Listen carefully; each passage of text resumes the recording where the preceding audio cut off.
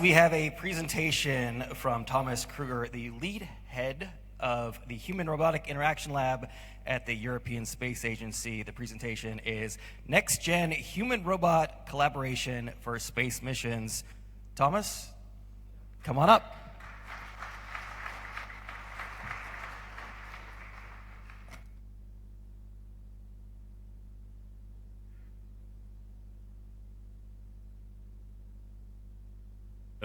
Our functional demonstrator, an astronaut operating a teleoperated system, and in the bottom left part, the hidden part, the communication, the data flows, and actually the one that makes it often difficult. So I'm really a teleoperation person, and we worked on this for some years, and I would like to take you about the insights that we made and hope maybe to have one or two things that could help also developing autonomous systems and humanoids.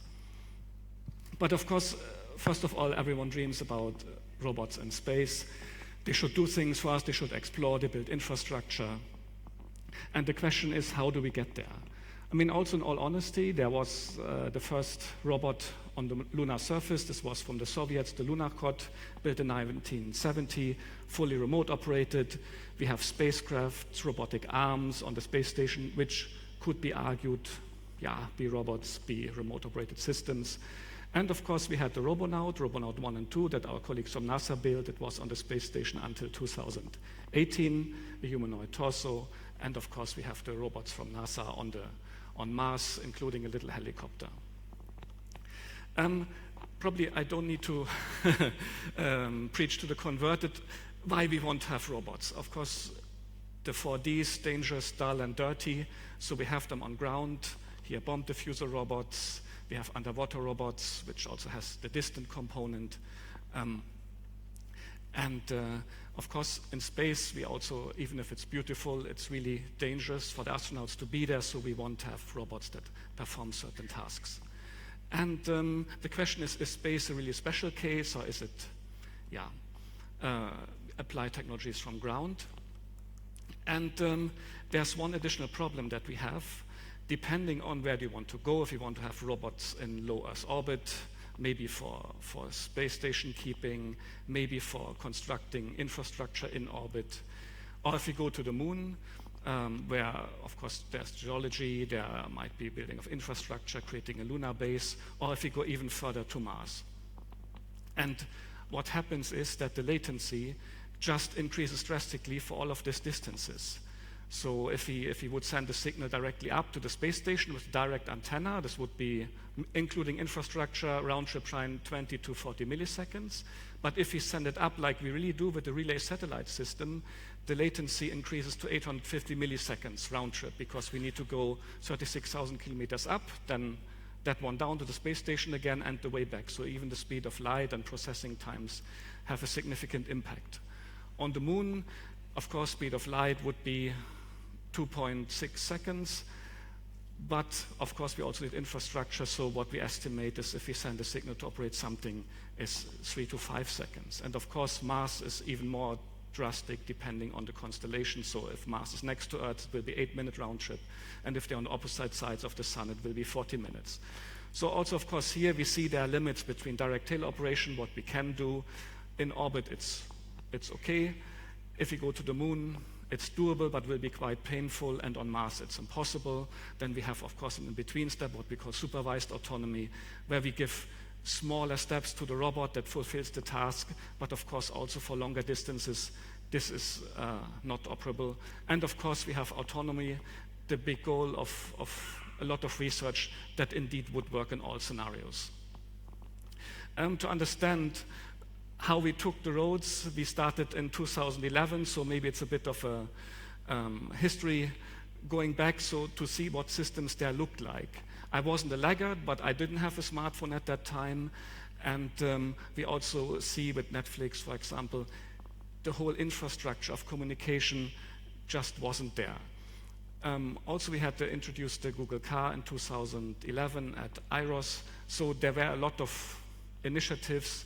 And of course, we have SpaceX at that point, was really an unknown company, now the most dominant space company probably in the world. And we also had at that time the Robonaut 2 on the space station. And Also, our colleagues from NASA, they were aware of these problems, that indeed we have the problem of non-autonomous systems, we have the latency. How would we explore Mars? And NASA and ESA came up with these concepts that indeed we would have an orbiting spacecraft, we send robots down to the surface, and we remote operate the robots from on board the spacecraft, because we didn't have any meaningful autonomous agents. Bringing humans to Mars, just the journey is quite difficult. Bringing them down safely is difficult. And of course, ideally, we should also bring them back. So these are all technical challenges. And so to indeed have a starting point, this was and still is probably an idea how to do it. So in quick, send crewed orbiters, send the robots down, remote operate them, do your thing, and then head back to Earth. Of course, for teleoperation, we have a lot of mature examples here on Earth. There are surgery robots. Here, of course, the operator and the robot is in the same room. Bomb diffuser robots, maybe the operator and the robot are hundreds of meters away. Underwater robots, of course, with acoustic modems. And so we also thought, how do we apply this for space? As a quick recaption, what teleoperation is, of course, we imagine a human operator with multimodal input. So we have, of course, 5 senses. The most interesting ones are probably here visual, audio, and haptic feedback. And we control a robot in the distance and have a bilateral control so that the robot also transmits its, of course, the vision, the sound, and the haptic, because with haptic feedback, as we heard just before, it's way better to do a lot of tasks. And of course, in between, we have something that is often overlooked. It's always too small, it's always has too many failures and so on, so this also makes teleoperation quite difficult. So we thought, how do we start? And this was also a quick video in 2012. And the idea was we control the robonaut on board the space station. So there's a simulator, and at this point in time, we were really much into exoskeletons. So what you see here is a colleague. This is now a total passive device, how to control this robot. And here's one of the first important things, what we call transparency, so that the control device and the executing robot have very similar kinematics. And we thought, okay, this is a good way to move ahead. There are prototypes built by industry, built in the lab. Indeed, the right design is now not only a render, but we have it in the lab. And we thought, okay, if we build this flight to the space station to test our scenario. There are a few other things in space. For example, our end consumer as the astronaut that sits in microgravity, so the perception of force feedback is totally different than on Earth. So we built this little demonstrator, tested how they perceive moving into contacts, stiffnesses from space and ground for the testing of the perception, but of course also a little bit of a tech demonstration that one joint indeed of this mini joystick would be one joint of the exoskeletons. And we move forward, we brought this to the space station, we did experiments over a link, and long story short, astronauts lose a bit of sensitivity in space, so we need indeed, if we want to have force feedback on a space station, a bit tune the gains. We also went a bit further with this little setup, control the robot on ground, but this is really just a technology demonstration, and we wanted to head further to do more operations. Coming back to the scenario, of course, there's also a bit of politics shift, and these slides come a little bit heavy-hearted because approximately 3 weeks ago, there were huge changes in the NASA budget, which will affect a lot of people, but nevertheless, the technologies or the ideas shown here, I think they would still apply. So of course, instead of an astronaut, because it's too dangerous, too expensive, we sent a robot or robots to the moon. And if autonomy is not there yet, we could indeed, as in the scenario, control them from the Lunar Gateway, which was a space station that should be orbit the moon. And of course, there could be ground support, could take control over if direct teleoperation is not required. And of course, here also everything with a grain of salt. It's not like we have to use teleoperation. We can use it if it's required, directly from the astronaut. We can use it from ground if it's less painful, or we can go autonomous where we can. And we want to try the scenario, and we build a functional demonstrator. Here, this is, of course, a robot that will not go to space. It's really a demonstrator. What do we need? Arm, sensor, cameras, locomotion system to test this concept. But what we have, indeed, is an orbiting spacecraft. And here we see the astronaut with the haptic device. we indeed moved away from exoskeletons because of the multi-purpose functionality of an input device. We flew this to the space station, and the astronaut indeed was controlling this robot successfully in a controlled environment. And of course, controlled environment also, so we indeed went a step further. We put the robot on Mount Etna, and there's of course a little mission that is played. Some geologists hide some interesting rocks, and an astronaut has to basically find, with the help of a ground support team, these rocks, and we wanted to see, are the robots and sensors sufficient? Long story short, okay, this was also working well. There's one thing for honesty. We couldn't have the logistics made that we have a robot on Mount Etna and an astronaut on the space station, so here the astronaut was indeed sitting in a hotel room. We of course move on, and we know it's not only one robot, we need to control multiple robots, and here with our colleagues from the German Aerospace Center we have experiment plans where maybe with a small dog-like robot exploring caves, a robot that is heavy duty, that can transport things, a humanoid robot, and we want to see how do we control them with different modes of autonomy and collaboration to do meaningful things. This is currently ongoing.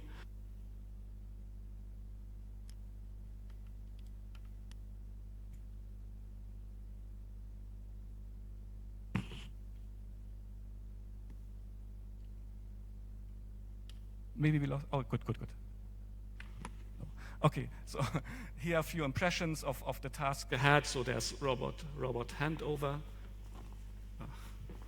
Thank you. We need designed user interfaces, but indeed we should have a look what is under the surface. So this is a bit how we designed our robots, and maybe here something. We don't use ROS because it has a few difficulties. So of course, it's an integration. We integrate sensors, but we use DDS to put this data in the global data space. This is for the robot, so we have the camera, the robotic arms, and so on. And of course, on the space station, we have the same thing. There's the operator has a graphical user interface and a bit of a real-time Simulink program, Simulink generated code that runs the haptic feedback. And of course, those are now separated by a huge distance and an unstable communication link. Of course, we all know in the lab everything works fine. If we move to the parking lot with 5G, it's getting more difficult. And here, of course, we have a satellite relay system in between.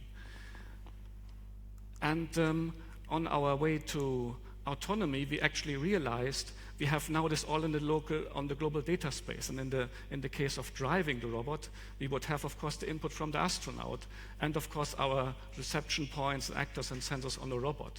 But if we now just add new components, for example, the state estimator that gets the data from the IMU and the GPS, and we have a map building, and we have an AutoNav component that indeed could use the same input signals that the astronaut did to control the rover. And if we just think this a little bit further, okay, this is just an example of the robonaut if it would be controlled. This works, of course, as one-to-one and has also delays, because if the round trip is bigger than 1 second, this becomes quite difficult. Of course, the dream, the robonaut would have an AI chip and executes it automatically. Per command, but of course, I think we are not there yet. There could be in-between points. For example, in space, even if we would have the fully humanoids with embodied intelligence, it might be that indeed it's not a small AI chip, but indeed it's a data center that needs to control this one. Or because in space, we also can't use the latest GPUs and CPUs because of radiation that makes the use impossible, so our systems are way lower performant. But of course, if we have the lessons learned from our teleoperation, what we could imagine is that the data center maybe operates the robot. We can house the data center inside the spacecraft and still have the same principles applied, but it's an in-between stepping stone to get there. What I also want to highlight is teleoperation seems a bit old school, but maybe it's the best times ever to use teleoperation setups, because the infrastructure gets so good. We have I live in the Netherlands, so insanely good infrastructure, 5G everywhere, and we also have mega constellation in orbit that would technically allow to operate a robot with low latency, almost anywhere on the Earth. So taking this forward, we could think autonomy will fail, will be incomplete, and this may be a bit of a naive vision, but when we started, we thought at a certain point we would have huge command centers. Here I took just an example from the from that air traffic control, that we could have roaming fleet of autonomous vehicles, but if they have the problem, they call back and a human operator could take over, fulfill the tasks until we get there in failure state. But of course, it's also not easy, besides maybe going a step back for teleoperation, but of course also to have the data flows, unstable network, safety, handovers, and so on, requires also a lot of work. Just to recap a bit, it's incredibly hard to build autonomous systems. We knew that. And if you have a bit of teleoperation in the mix, it could help the job done, even if you just see it as bridging technology, as fallback solution. And as we heard before, teleoperation data can also be used as the foundation for machine learning. I think we saw a few examples. I think also the people from Tesla Optimus are doing it, and I think there's a Sanctuary AI has a similar approach. And of course, what I also want to highlight here, it's always a trade-off. We even had with our input devices a lot of discussions. Do we have exoskeletons? Do we have VR controllers? It really all depends. And yeah, with this I would like to close and would be open for questions.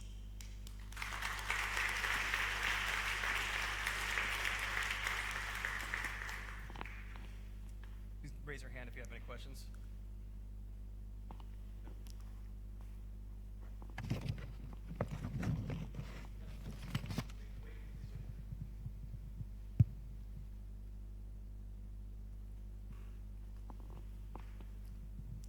Good morning, thank you. A quick question about the possibility of assembling megastructures in orbit and autonomy there. How do you see that playing out? In other words, things like possibly space-based solar power or other large structural in-orbit locations? Yeah, I think this is probably now I'm with the space-based solar power. I know there are a lot of plans. As an engineer that worked in power systems before, I'm a bit skeptical about with these things. But let's say the general idea of constructing something in orbit will probably also be requiring robots, and probably also robots with a lot of different kinematic structures. I always imagine like a construction site on Earth. We have so many different vehicles, and the same would be applied to the megastructure in orbit, and probably also with human help until we are there. And I think also there's an additional component that the megastructure in orbit and the robot that constructed, they probably need to be co-designed. It is not one team's design this, one's the other. So I think it's actually quite complex and challenging to design both, also for lunar bases, the structure itself and the robot or the system that assembles it.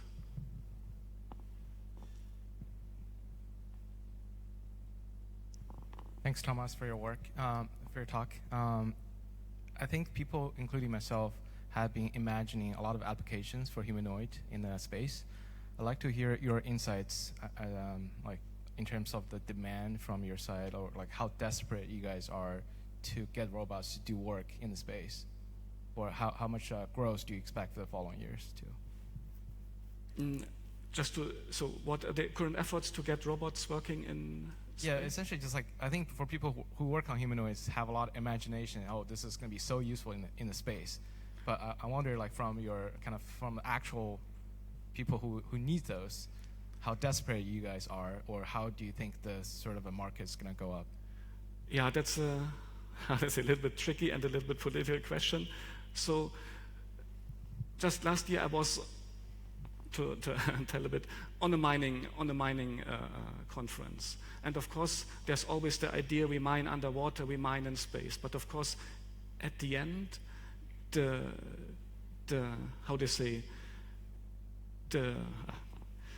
financial aspect needs to be right. So would be the advantage now to mine in space, because we need to go there, we need to bring the robots, launch a spacecraft, create incredible infrastructure for unknown returns.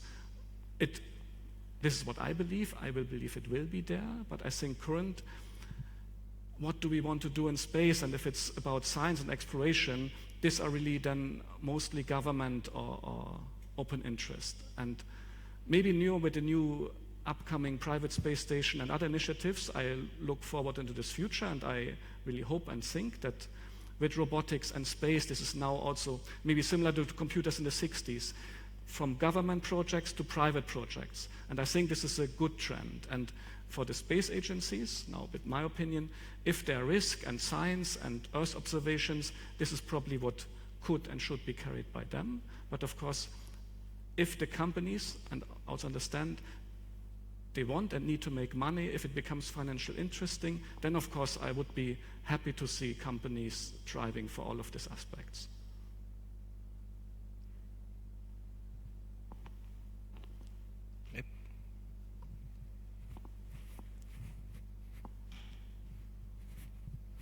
Yeah, I just wanted to touch on the last person's question about humanoids in space, because you think humanoids on the Earth, it's very much about being able to have robotics in human-designed environments, so they can adapt to spaces that have already been created. But is there really any value in having humanoids in space when perhaps you're exploring, environments and landscapes that haven't been designed for humanoids? So perhaps rovers are the best way forward. Yeah, I like to give you an answer. There's a panel discussion later on, so I don't want to put too much out, because there are also maybe other very interesting opinions and ideas about it. I think in general, if humanoids or not, that's what I meant with making smart trade-offs. I think now to have two examples, for station keeping, where there are a lot of if the humans would be there for 1 month and the rest of the months there could be robot station keeping, of course, then everything that can be manipulated by a human would make sense. The robot can do the same. So thus, a humanoid shape, or at least hands and arms, would be nice. But of course, for other things like construction sites, also on Earth, the question is not, the human kinematics are not ideal for everything. So of course, if I want to build a canal, I can have 10 humanoids with a shovel, but it would be not smart. I'd rather have an autonomous excavator. So I think it's always these trade-offs. All right, great. Thank you so much. Yeah, thank you. That's fantastic. All right.